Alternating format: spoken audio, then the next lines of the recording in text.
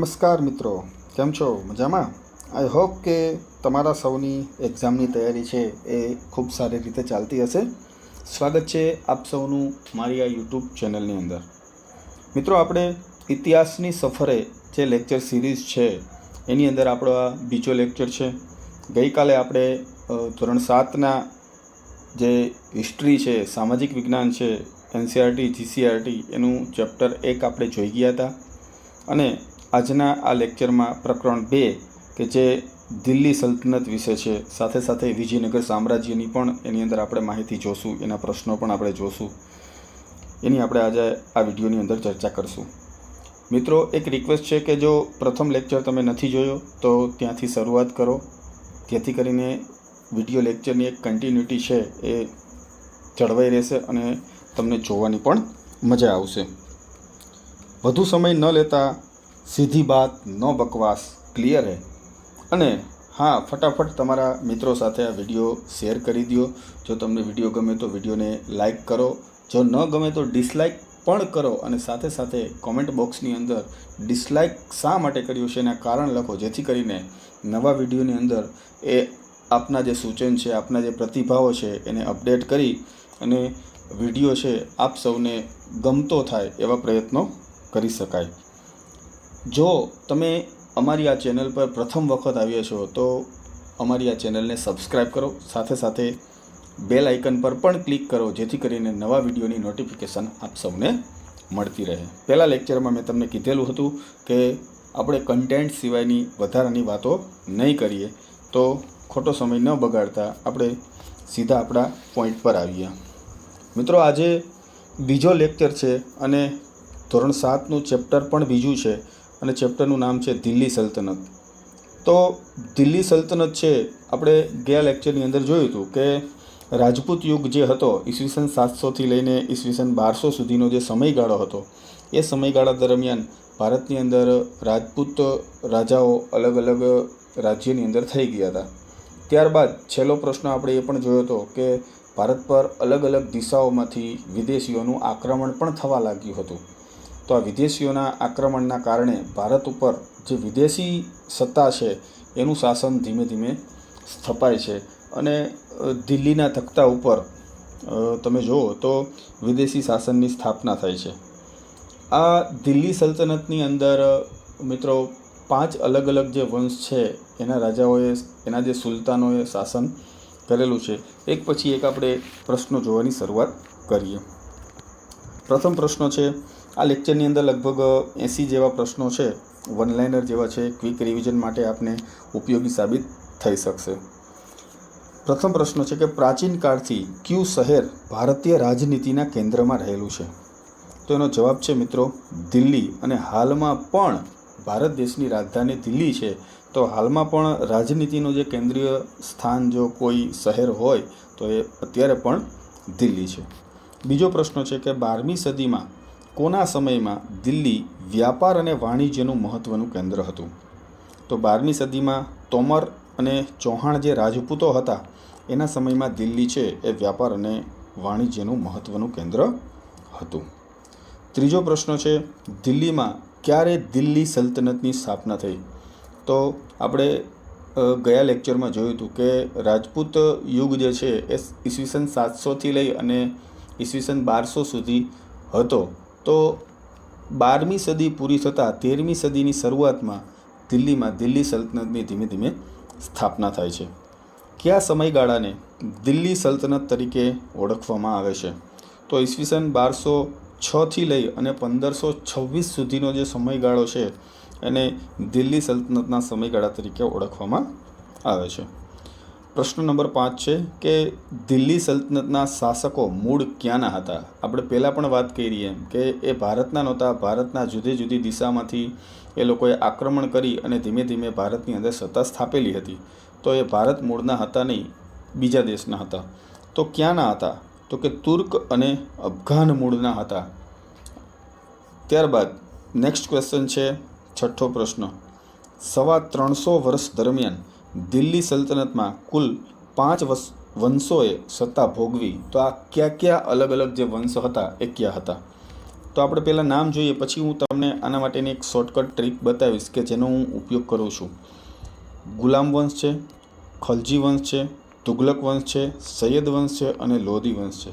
મિત્રો, આ જે અલગ અલગ જે વંશ છે એને તમારે ક્રમમાં યાદ રાખવો પડશે, બરાબર.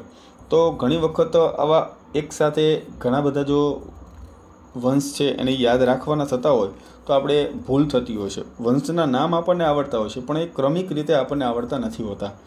તો એના માટેની મેં એક ટ્રીક વાપરેલી છે. આમ તો કોઈ વસ્તુ યાદ રાખવા માટેની કાંઈ ટ્રીક ન હોય, પણ આપણને કેમ સરળતાથી યાદ રહી શકે એના માટે થઈને આપણને અનુકૂળ આવે એવી કોઈ પણ ટ્રીક આપણે બનાવી શકીએ છીએ. આ ટ્રીક હું તમને જે કહું છું એ મેં મારા માટે બનાવેલી છે. જો તમને યોગ્ય લાગે, તમને સારી લાગે તો તમે પણ એને એપ્લાય કરી શકો છો, અથવા તો તમે પણ એની અંદર કાંઈક સુધારા વધારા કરી અને તમારી નવી ટ્રીક છે એ તમે બનાવી શકો છો. તો આના માટે મેં ટ્રીક બનાવેલી છે. ગુલ ખીલા તું સહેલો, ગુલ ખીલા તું સહેલો. આપણે ઘણાનું નામ શૈલેષ હોય તો આપણે સહેલો કહેતા હોય, માફ કરજો કોઈ શૈલેષ નામનો વ્યક્તિ હોય તો. ગુલમાં પહેલો વંશ આવશે ગુલામ વંશ, ખીલામાં આવશે ખિલજી વંશ, ખલજી વંશ, તુમાં આવશે તુગલક વંશ, સઈમાં આવશે સૈયદ વંશ અને લોમાં આવશે લોધી વંશ. તો મેં આ રીતે યાદ રાખેલું છે અને મને યાદ પણ રહી ગયું છે કે ગુલ ખીલાતું સહેલો. જોઈએ આગળ આપણે દિલ્હી સલ્તનતના જે અલગ અલગ શાસકો છે એના વિશે આપણે જે અલગ અલગ વંશની અંદર કયા કયા રાજાઓ થઈ ગયા એના વિશેના પ્રશ્નો આપણે જોઈએ. તો પ્રથમ વંશ હતો ગુલામ વંશ અને એનો સમયગાળો હતો ઈસવીસન 1206 થી 1290 સુધીનો હતો. 7મો પ્રશ્ન છે કે કયા યુદ્ધ બાદ દિલ્હી સલ્તનતનો પાયો નખાયો? તો આપણે જોયું હતું કે પૃથ્વીરાજ ચૌહાણ અને શાહબુદ્દીન ઘોરી વચ્ચે તરાઈનું બીજું યુદ્ધ થયું હતું, જેમાં પૃથ્વીરાજ ચૌહાણની હાર થઈ હતી ઈસવીસન 1192ની અંદર. તો ત્યારથી દિલ્હી સલ્તનતનો પાયો છે એ નંખાયો હતો. દિલ્હી સલ્તનતનો પાયો કોણે નાખ્યો? તો શાહબુદ્દીન ઘોરીએ. 9મો પ્રશ્ન છે કે મોહમ્મદ ઘોરીના મૃત્યુ બાદ કોણ દિલ્હી સલ્તનતનો પ્રથમ સુલતાન બન્યો? તો ઘોરીનું મૃત્યુ થયું ત્યારબાદ એનો જે ગુલામ હતો કુતુબુદ્દીન ઐબક એ છે એ દિલ્હી સલ્તનતનો પ્રથમ સુલતાન બને છે ઈસવીસન 1206ની અંદર. કુતુબુદ્દીન ઐબકનું મૃત્યુ કઈ રીતે થયું? તો કુતુબુદ્દીન ઐબક છે એ પોલોની રમત રમતા હતા અને આ પોલોની રમત છે એ ઘોડા ઉપર બેસીને રમવાની હોય છે. તો ઘોડા ઉપર બેસીને પોલોની રમત રમતા રમતા ઘોડા ઉપરથી પડી જવાથી આ કુતુબુદ્દીન ઐબકનું મૃત્યુ થાય છે. કુતુબુદ્દીન ઐબકનું મૃત્યુ કઈ સાલમાં થાય છે? તો ઈસવીસન 1210માં કુતુબુદ્દીન ઐબકનું મૃત્યુ થાય છે. કુતુબુદ્દીન ઐબકનું મૃત્યુ થાય છે તો એના બાદ કોણ સત્તા પર આવે છે? તો કુતુબુદ્દીન ઐબકનો ગુલામ અને એનો જ જમાઈ ઇલ્તુત્મિશ છે એ સત્તા ઉપર આવે છે. કયા સુલતાને ચહેલગાનની સ્થાપના કરી હતી? આ ચહેલગાન એટલે એક પ્રકારનું દળ હતું કે જેની અંદર અમીરોની ભરતી કરવામાં આવેલી હતી, એક પ્રકારનું સંગઠન હતું એમ પણ આપણે કહી શકીએ. તો આ ઇલ્તુત્મિશ છે એણે ચહેલગાનની સ્થાપના કરેલી હતી. ચહેલગાન અથવા તો ચેહલગાન ગમે તે એને કહી શકાય છે, કોઈ પણ શબ્દ હોય તો તમે સમજી શકો છો. તો ચેહલગાન અથવા તો ચહેલગાન એટલે શું? તો 40 તુર્ક અમીરોના દળની એક રચના કરેલી હતી. આપણે પહેલાં જોયું, આગળનો પ્રશ્ન હતો કે તુર્ક અને અફઘાન મૂળના હતા. તો જે તુર્ક 40 અમીર લોકો જે હતા એનું એક સંગઠન, એનું એક દળ બનાવેલું હતું, એને ચહેલગાન તરીકે ઓળખવામાં આવે છે. ઇલ્તુત્મિશે પોતાની રાજધાની જે છે એનું સ્થળાંતર ક્યાં કરેલું હતું? તો લાહોરથી પોતાની જે રાજધાની છે એ દિલ્હીની અંદર લઈ આવે છે અને દિલ્હી છે એ રાજનીતિના કેન્દ્ર તરીકે સ્થપાય છે. ગુલામ વંશનો સાચો સ્થાપક કોને માનવામાં આવે છે? તો ઇલ્તુત્મિશ છે એને ગુલામ વંશનો સાચો સ્થાપક માનવામાં આવે છે. ઇલ્તુત્મિશના અવસાન બાદ કોણ ગાદી પર આવે છે? ઇલ્તુત્મિશનું મૃત્યુ થાય છે તો કોણ ગાદી ઉપર આવે છે? તો એની પુત્રી છે એ રઝિયા સુલતાના આવે છે. કેમ કે એના જે પુત્રો હતા એમાંથી કોઈ પણ સુલતાન બનવાને લાયક હતા નહીં, એટલા માટે એની જે પુત્રી છે રઝિયા સુલતાના એ ગાદી ઉપર આવે છે. અને દિલ્હીની ગાદી ઉપર આવનાર જો કોઈ પ્રથમ મહિલા શાસક હોય તો એ પણ રઝિયા સુલતાના છે. પણ એ સમયે એવું હતું કે જે એના અમીરો હતા, બીજા એના જે સેનાપતિઓ હતા, એના રજિયા સુલતાના છે આંખમાં જેમ કણું ખૂંચે એ રીતના કણાની માફક ખૂંચતી હતી. શા માટે?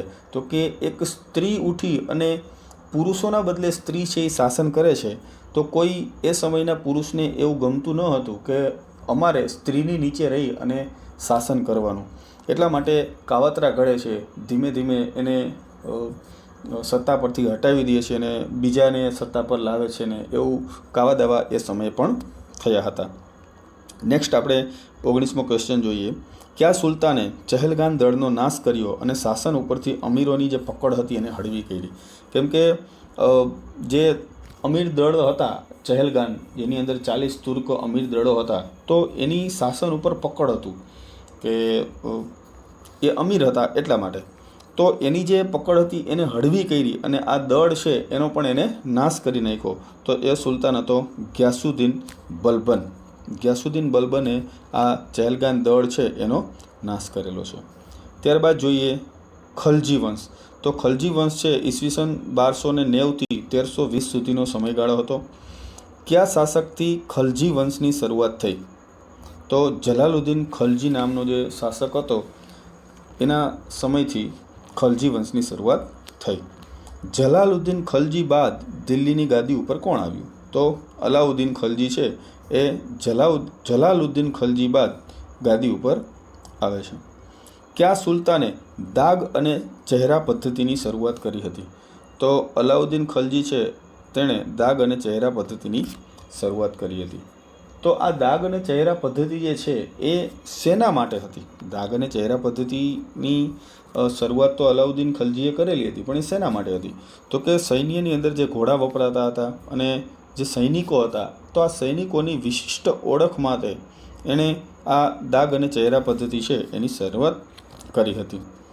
ત્યારબાદ જોઈએ કયા સુલતાને ભાવ નિયમન, બજાર નિયંત્રણ, સંગ્રહખોરી નિયમન જેવા વહીવટી સુધારા પણ કર્યા હતા? તો અલાઉદ્દીન ખલજીએ આ બધા સુધારા કરેલા હતા. 24મો પ્રશ્ન જોઈએ. તો અલાઉદ્દીન ખલજીના સમયમાં કયા પ્રસિદ્ધ કવિ થઈ ગયા હતા? તો અમીર ખુસરો છે એ અલાઉદ્દીન ખલજીના સમયમાં થઈ ગયા છે. કિરાતુલ સદાયન, આશિકા, નૂહ જેવી પ્રસિદ્ધ સાહિત્ય કૃતિઓની રચના કોણે કરેલી હતી? તો અમીર ખુસરો છે એમણે આ બધી કૃતિઓની રચના કરેલી હતી. ત્યારબાદ ત્રીજો વંશ આવે છે એ છે તુઘલક વંશ. તો આ તુઘલક વંશ છે એનો શાસનકાળ ઈસવીસન 1320થી 1414 સુધીનો ગણાય છે. તુઘલક વંશનો પ્રશ્ન નંબર 26 છે કે તુઘલક વંશમાં કયો એક પ્રતિભાવંત સુલતાન થઈ ગયો હતો? તો મોહમ્મદ બિન તુઘલક છે એ તુઘલક વંશનો પ્રતિભાવંત સુલતાન ગણાય છે. ત્યારબાદ પ્રશ્ન 27 જોઈએ. કયા સુલતાન દ્વારા લાગુ કરવામાં આવેલી યોજનાઓને તરંગી યોજનાઓ કહેવામાં આવે છે? કેમ કે આ સુલતાન છે યોજનાની બહુ બધી જાહેરાત કરી પણ એટલી બધી સફળ રહેલી ન હતી. તો એ સુલતાન છે મોહમ્મદ બિન તુઘલક છે. મોહમ્મદ બિન તુઘલકના સમયમાં કયો વિદેશી મુસાફર છે એ ભારતની સફરે આવેલો હતો? તો આફ્રિકન મુસાફર હતો ઇબ્ન બતુતા. એ છે એ મોહમ્મદ બિન તુઘલકના સમયમાં ભારતની મુલાકાતે આવેલ હતો. મોહમ્મદ બિન તુઘલક બાદ કોણ દિલ્હીની ગાદી ઉપર આવે છે? તો એનો જ પિતરાઈ ભાઈ છે ફિરોઝ શાહ તુઘલક એ ગાદી ઉપર આવે છે. ફિરોઝ શાહ તુઘલકના અવસાન બાદ દિલ્હીની ગાદી ઉપર કોણ આવે છે? તો તૈમુરલંગ છે.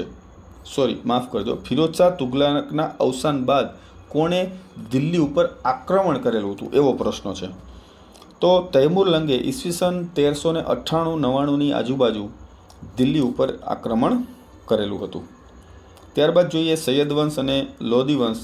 તો સૈયદ વંશ અને લોધી વંશની અંદર કાંઈ ખાસ એવા બધા રાજાઓ થઈ નથી ગયા, તેમ છતાં પણ 2-3 પ્રશ્નો છે આપણે જોઈ લઈએ. તો સૈયદ વંશનો જે સમયગાળો છે ઈસવીસન 1414થી 1451 સુધીનો છે, જ્યારે લોધી વંશનો સમયગાળો છે એ 1451થી 1526 સુધી છે. અને ત્યારબાદ મુઘલ સત્તા છે એ દિલ્હીની ગાદી ઉપર આવે છે. 31મો પ્રશ્ન છે કે તુઘલક વંશના અંત બાદ કયા વંશની સ્થાપના થઈ? તો સૈયદ વંશની સ્થાપના થઈ હતી. અને સૈયદ વંશની સ્થાપના છે એ કોણે કરેલી હતી? તો ખિજ્ર ખાન નામના રાજા હતા, સુલતાન હતા, એમણે સૈયદ વંશની સ્થાપના કરેલી હતી. સૈયદ વંશ બાદ કયા વંશની સ્થાપના થઈ હતી? તો સૈયદ વંશ બાદ લોધી વંશની સ્થાપના થઈ હતી. આ લોધી વંશની સ્થાપના છે એ કોણે કરેલી હતી? તો કે બહલોલ લોધી નામના રાજાએ આ લોધી વંશની સ્થાપના કરેલી હતી. લોધી વંશનો અંતિમ બાદશાહ કોણ હતો? ઇબ્રાહિમ લોધી છે એ લોધી વંશનો અંતિમ બાદશાહ હતો. પાણીપતનું યુદ્ધ છે એ કોની વચ્ચે થયું હતું? તો બાબર અને ઇબ્રાહિમ લોધી વચ્ચે પાણીપતનું યુદ્ધ થયું હતું. પાણીપતનું યુદ્ધ ક્યારે થયું હતું? ઈસવીસન 1526માં આ પાણીપતનું યુદ્ધ થયું હતું. પાણીપતના યુદ્ધમાં કોનો વિજય થયો હતો? તો પાણીપતના યુદ્ધમાં બાબરનો વિજય થયો હતો. અને આ બાબર છે એ મુઘલ શાસક હતો અને ત્યારથી જ દિલ્હીની ગાદી ઉપર મુઘલ સત્તાની સ્થાપના થાય છે. પાણીપતના યુદ્ધની અસર શું થઈ? એ યુદ્ધમાં બાબરની જીત તો થઈ, પણ એનાથી શું અસર થઈ? તો કે સલ્તનત યુગનો અંત આવ્યો અને મુઘલ શાસનની શરૂઆત થઈ. દિલ્હીની ગાદી ઉપરથી જે સલ્તનત સમય હતો એ સમયનો અંત આવી ગયો અને હવે મુઘલ સત્તા છે એની દિલ્હીની ગાદી ઉપર સત્તા સ્થપાઈ ગઈ હતી. સલ્તનત કાળમાં શાસન વ્યવસ્થા કેટલા વિભાગોમાં વહેંચાયેલી હતી? એનો વહીવટી તંત્ર વિશેના થોડા પ્રશ્નો છે, એ પણ આપણે જોઈ લઈએ. તો તે સમયે શાસન વ્યવસ્થા છે એ 3 વિભાગની અંદર વહેંચાયેલી હતી: કેન્દ્રીય, પ્રાંતીય અને સ્થાનિક, જે હાલમાં પણ તમને જોવા મળે છે. કેન્દ્ર સ્તરે સરકાર આપણને જોવા મળે છે, પ્રાંતીય એટલે કે રાજ્ય સ્તરે જોવા મળે છે, અને સ્થાનિક સ્વરાજ્યની જે સંસ્થાઓ છે કે જેની અંદર ગ્રામ પંચાયત છે, તાલુકા પંચાયત છે અને જિલ્લા પંચાયત છે એનો સમાવેશ થાય છે. તો થોડે ઘણે અંશે ત્યારના સમયમાં જેવી શાસન વ્યવસ્થા હતી એવી જ આપણને અત્યારે પણ શાસન વ્યવસ્થા જોવા મળે છે. દિલ્હી સલ્તનતના શાસનના કેન્દ્રમાં કોણ હતું? તો સુલતાન પોતે છે એ જ દિલ્હી સલ્તનતમાં સમયગાળામાં શાસનના કેન્દ્રમાં હતો, એટલે કે રાજા છે એ પોતે જ સર્વે સર્વા હતો. સુલતાનનો પ્રધાનમંત્રી છે એ કયા નામે ઓળખાતો હતો? તો વજીર નામે જે પ્રધાનમંત્રી છે એને વજીર નામે ઓળખવામાં આવતો હતો, અને આ વજીર છે એ વહીવટી તંત્રનો વડો હતો. સલ્તનતના સમયમાં મંત્રીમંડળમાં કયા વિભાગ હતા? અત્યારે પણ આપણે જોઈએ છીએ કે અલગ અલગ પ્રકારના વિભાગ હોય છે, તો તે સમયે પણ મંત્રીમંડળના અલગ અલગ પ્રકારના વિભાગો હતા. તો આ કયા વિભાગો હતા? સેના વિભાગ હતો, પત્ર વ્યવહાર વિભાગ હતો, ધર્મનો એક અલગથી વિભાગ હતો, વિદેશ વિભાગ હતો અને ગુપ્તચર વિભાગ પણ તે સમયે હતો. કોના સમયમાં સરકારી તંત્ર પૂરતી ટપાલ વ્યવસ્થા અસ્તિત્વમાં હતી? બધા માટે નહોતી, પણ જે સરકારી તંત્ર હતું એના માટે આ વ્યવસ્થા છે એ અસ્તિત્વ ધરાવતી હતી.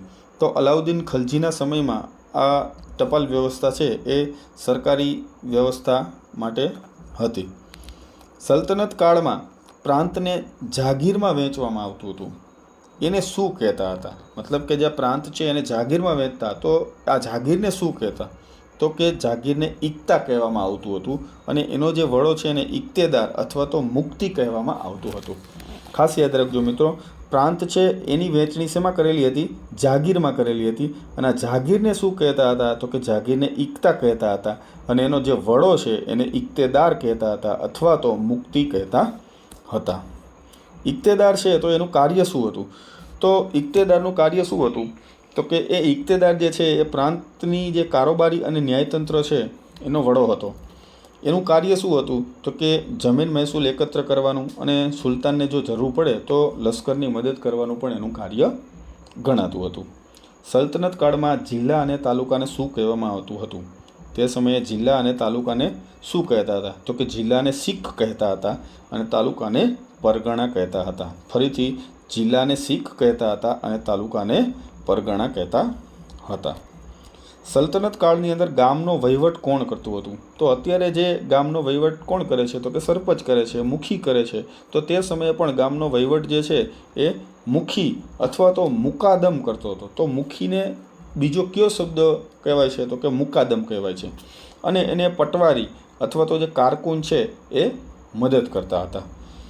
તો અત્યારે તમે જુઓ તો ગામનો વહીવટ છે એ કોણ કરે છે? તો કે સરપંચ કરે છે. અને એને મદદ કોણ કરે છે?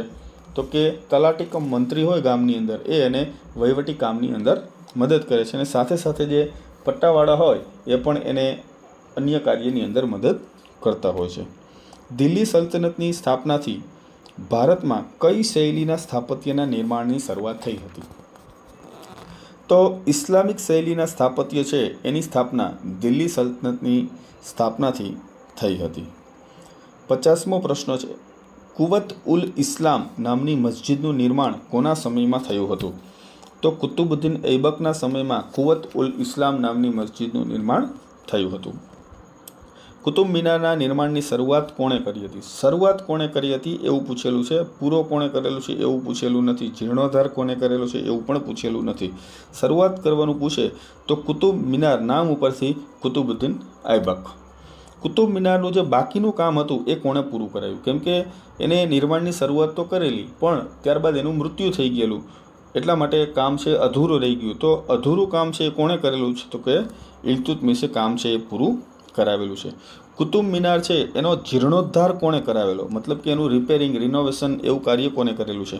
તો કે ફિરોઝ શાહ તુઘલકે પણ કરેલું છે અને સિકંદર લોદીએ પણ કરેલું છે. ઢાઈ દિન કા ઝોપડા નામની મસ્જિદ છે એ કોણે બંધાવી છે? તો કુતુબુદ્દીન ઐબકે ઢાઈ દિન કા ઝોપડા નામની મસ્જિદ છે એ બનાવેલી છે. આ ઢાઈ દિન કા ઝોપડા નામની મસ્જિદનું નિર્માણ કયા શહેરની અંદર કરાવવામાં આવેલું હતું? તો હાલનું જે અજમેર શહેર છે રાજસ્થાનની અંદર આવેલું છે, તો આ અજમેર શહેરની અંદર આ ઢાઈ દિન કા ઝોપડા નામની મસ્જિદનું નિર્માણ કરવામાં આવેલું હતું. ત્યારબાદ પ્રશ્ન નંબર 56 છે, હોજ એ સમી ઈદગાહ, જુમ્મા મસ્જિદનું નિર્માણ કોના સમયની અંદર કરાવવામાં આવેલું હતું? તો ઇલ્તુત્મિશ નામનો જે સુલતાન હતો એના સમયમાં આ 3 સ્થાપત્ય છે એનું નિર્માણ થયું હતું. અલાઈ દરવાજો નામનો પ્રવેશ દ્વાર કોણે બંધાવ્યો હતો? નામ પરથી યાદ રાખી શકો છો, અલાઉદ્દીન ખલજીએ. ત્યારબાદ જોઈએ સિરીનો કિલ્લો, સિરી નામનું નગર તથા હોજ એ ખાસ નું નિર્માણ કોના સમયમાં થયેલું હતું? તો એ પણ અગેન અલાઉદ્દીન ખલજીના સમયમાં જ આ બધું નિર્માણ થયેલું હતું. 59મો પ્રશ્ન છે, તુઘલકાબાદ, ફિરોજાબાદ, હિસાર, જૌનપુર, ફિરોજપુર, ફતેહાબાદ આ અલગ અલગ પ્રકારના નગર છે, શહેર છે, એ કયા વંશના શાસન દરમિયાન વસાવવામાં આવ્યા હતા? તો તુઘલક વંશના શાસન દરમિયાન આ અલગ અલગ પ્રકારના જે નગર છે એની સ્થાપના કરવામાં આવેલી હતી. ત્યારબાદ પ્રશ્ન નંબર 60 છે કે મકબરાઓ અને મસ્જિદનું નિર્માણ કયા વંશના શાસન દરમિયાન વધારે થયું હતું અથવા તો થયું હતું? તો સૈયદ વંશ અને લોદી વંશ છે એના સમયની અંદર મકબરા અને મસ્જિદનું નિર્માણ છે એ વધારે થયું હતું. હવે આપણે મિત્રો જોશું વિજયનગર સામ્રાજ્ય કે જે દિલ્હી સલ્તનતની સાથે સાથે જ દક્ષિણના પ્રદેશમાં, મતલબ કે દક્ષિણ ભારતના પ્રદેશની અંદર આવેલું હતું અને એ વિસ્તારની અંદર આ વિજયનગર સામ્રાજ્યના જે રાજાઓ છે એ શાસન કરતા હતા. તો એનો સમયગાળો છે ઈસવીસન 1336 થી 1646. 61મો પ્રશ્ન જોઈએ આપણે કે કયા વંશના શાસન દરમિયાન દિલ્હી સલ્તનતના વિઘટનની પ્રક્રિયાનો પ્રારંભ થયો હતો? મતલબ કે દિલ્હી સલ્તનતની સત્તા જે છે એમાં વિઘટન થવા લાગ્યું હતું. તો એ કયા વંશના શાસન દરમિયાન શરૂઆત થઈ હતી?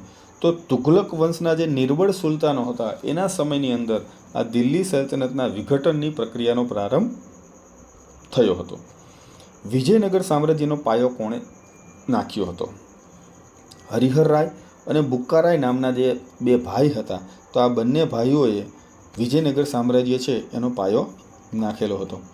વિજયનગર સામ્રાજ્યનો પાયો કઈ નદીના કિનારે નંખાયો હતો? તો તુંગભદ્રા નદીના કિનારે વિજયનગર સામ્રાજ્યનો પાયો નખાયો હતો. વિજયનગર શરૂઆતમાં કયા નામે ઓળખાતું હતું? તો શરૂઆતમાં વિજયનગર છે એ વિદ્યાનગરના નામથી ઓળખાતું હતું. હરિહર રાય અને બુક્કારાયના ગુરુ કોણ હતા? તો સ્વામી વિદ્યારણ્ય છે એ હરિહર રાય અને બુક્કારાયના ગુરુ હતા. હરિહર રાય અને બુક્કારાય કયા વંશના રાજા હતા? આની અંદર પણ અલગ અલગ પ્રકારના વંશ આપણને જોવા મળશે. તો સંગમ વંશના હતા હરિહર રાય અને બુક્કારાય. વિજયનગર સામ્રાજ્યમાં કયા કયા વંશના શાસકોએ શાસન કરેલું હતું? તો સંગમ વંશ આવે છે, ત્યારબાદ સાલુ વંશ આવે છે, તુલુ વંશ આવે છે અને અરાવિડુ વંશ છે. એ અલગ અલગ પ્રકારના આ 4 વંશ છે એ વિજયનગર સામ્રાજ્યની અંદર આવે છે. તુલુવ વંશમાં કયો શ્રેષ્ઠ શાસક થઈ ગયો? તો કૃષ્ણદેવરાય નામનો જે શાસક છે એ તુલુ વંશમાં થઈ ગયો હતો અને વિજયનગર સામ્રાજ્યમાંથી જો સૌથી વધારે પ્રમાણમાં પ્રશ્નો પૂછાતા હોય તો આ કૃષ્ણદેવરાય નામના શાસક ઉપરથી જ પ્રશ્નો બધા પૂછાય છે. વિજયનગર સામ્રાજ્યનો સર્વશ્રેષ્ઠ શાસક કોણ હતો? તો કૃષ્ણદેવરાય. વિજયનગરની પાસે નાગલપુર નામનું નગર કોણે વસાવ્યું હતું? તો એનો જવાબ પણ છે કૃષ્ણદેવરાય. વિજયનગર સામ્રાજ્યના કયા રાજાને આંધ્રના ભોજ તરીકે ઓળખવામાં આવે છે? આપણે પહેલા લેક્ચરની અંદર જોયું હતું કે પરમાર વંશના રાજા ભોજ, બરાબર, તો એ તે સમયના સર્વશ્રેષ્ઠ શાસક હતા પરમાર વંશના. તો એટલા માટે આંધ્રના ભોજ તરીકે, આંધ્રપ્રદેશના ભોજ તરીકે કૃષ્ણદેવરાય છે એને ઓળખવામાં આવે છે. કયા યુદ્ધમાં વિજયનગરનો પરાજય થયો હતો? તો તાલીકોટાનું યુદ્ધ, અથવા તો આ યુદ્ધને રાક્ષસી તાંગડીનું યુદ્ધ તરીકે પણ ઓળખવામાં આવે છે. ગમે તે પ્રશ્ન હોય તો યાદ રાખજો મિત્રો, તાલીકોટાના યુદ્ધને રાક્ષસી તાંગડીનું યુદ્ધ પણ કહેવામાં આવે છે. તાલીકોટાનું યુદ્ધ છે એ ક્યારે થયું હતું? 23 જાન્યુઆરી 1565ના રોજ આ તાલીકોટાનું યુદ્ધ છે એ થયેલું હતું. મિત્રો, આ વિજયનગર સામ્રાજ્યની સાથે સાથે બહમનીનું રાજ્ય છે એ પણ દક્ષિણ ભારતની અંદર આપણને જોવા મળે છે, જેનો સમયગાળો હતો ઈસવીસન 1347થી 1518 સુધીનો છે. બહમની રાજ્યની સ્થાપના કોણે અને ક્યારે કરી હતી? તુઘલક વંશના સમયમાં જ દખ્ખણમાં જફર ખાને ઈસવીસન 1347માં બહમની રાજ્યની સ્થાપના કરેલી હતી. આપણે જોયું હતું કે દિલ્હી સલ્તનત છે એનું વિઘટન થવાની શરૂઆત થઈ ગઈ હતી તુઘલક વંશના સમયગાળામાં થઈ ગઈ હતી. તો આ તુઘલક વંશના સમયગાળામાં જ દખ્ખણની અંદર જફરખાન નામનો જે શાસક છે એણે 1347 ઈસવીસનની અંદર આ બહમની રાજ્ય છે એની સ્થાપના કરેલી હતી. જફરખાને કયું નામ ધારણ કરી અને સ્વતંત્ર શાસન છે એ કરેલું હતું? અલાઉદ્દીન બહમન શાહ નામ ધારણ કરી આ જફરખાને શાસન છે એ કર્યું હતું. બહમની સામ્રાજ્યની રાજધાની કઈ હતી? તો ગુલમર્ગ છે એ બહમની સામ્રાજ્યની રાજધાની હતી. બહમની સામ્રાજ્યમાં નોંધપાત્ર રાજાઓ કયા કયા હતા? અહમદ શાહ અને મોહમ્મદ શાહ ત્રીજો આ નોંધપાત્ર રાજાઓ હતા. ગુલમર્ગથી રાજધાની બીડર ખસેડનાર રાજા કોણ હતો? તો અહમદ શાહ છે એણે પોતાની રાજધાની છે એ ગુલમર્ગથી બીડર નામના શહેરની અંદર ખસેડી હતી. ત્યારબાદ મોહમ્મદ શાહ ત્રીજાનો વજીર કોણ હતો? તો મહમૂદ ગવા નામનો જે વ્યક્તિ છે એ મોહમ્મદ શાહ ત્રીજાનો વજીર હતો. અને મિત્રો, આજનો આ છેલ્લો અને 80મો પ્રશ્ન છે કે મોહમ્મદ શાહ બહમની બીજાના વજીરનું નામ શું હતું? તો કાસિમ ભરીદ છે એ મોહમ્મદ શાહ બહમની બીજાના વજીરનું નામ હતું. તો આ સાથે મિત્રો આપણે આ લેક્ચર પૂર્ણ કરીએ છીએ. અગેન ફરીથી તમને એક રિક્વેસ્ટ છે કે જો તમને આ વિડીયો સારો લાગે તો લાઈક કરો, વિડીયોને તમારા અન્ય મિત્રો સાથે શેર પણ કરો, સાથે સાથે તમારા સૂચન અને પ્રતિભાવ છે એને કોમેન્ટ બોક્સની અંદર લખી પણ જણાવો. અને જો તમે નવા હોય તો ચેનલને સબસ્ક્રાઈબ કરો, સાથે સાથે બેલ આઇકન પર પણ ક્લિક કરો, જેથી કરીને નવા વિડીયોની નોટિફિકેશન આપ લોકોને મળતી રહે. મળીએ નેક્સ્ટ લેક્ચરની અંદર. ત્યાં સુધી આવજો. Bye bye. જય હિન્દ, જય ભારત.